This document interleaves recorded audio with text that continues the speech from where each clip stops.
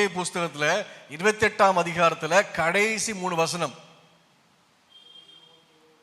ஆண்டவர் சொல்லுவாங்க, இந்த பூமியும் எல்லாம் பரலோகம் எல்லாம் என் கையில கொடுக்கப்பட்டிருக்கு, எல்லா சகல அதிகாரம் என் மேல் கொடுக்கப்பட்டிருக்கு. இப்ப நம்ம என்ன பண்ணணுமா? சகல ஜனங்களுக்கும் போய் எல்லா ஊருக்கும் போய் சுவிசேஷம் அறிவிக்கணுமா? ஆக்சுவலா அது மட்டும் விடல, நல்லா புரிஞ்சுக்கோங்க. அந்த வசனம் அப்படியே பண்ணி முடிச்சிருவோம் நம்ம. அதுக்கப்புறம் வசனம் சொல்லும், நான் கற்பித்த யாவையும் அவர்கள் கை கொள்ளும்படி நான் போய் கத்துக் கொடுக்கணுமா? இப்ப என்ன ஆண்டவர் அனுப்புறாங்க, எழுதுக்காட்டுக்கு ஆண்டவர் சொல்றாங்க, தென்காசியில போய் இந்த சர்ச்சில் நீ ஊழியம் பண்ண போ அப்படிங்காங்க. நான் ஊழியம் பண்ண வந்துட்டேன். அவர் சொன்ன மாதிரி சுவிசேஷம் அறிவிச்சாச்சு, ஞானஸ்தானம் கொடுத்தாச்சு. கொடுத்ததுக்கு அப்புறம் ஒன்றும் செய்ய தெரியல.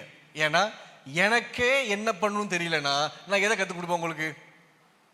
அப்ப இன்னைக்கு நமக்கு ஒன்றும் தெரியாம இருக்கும் போது எப்படி உங்களுடைய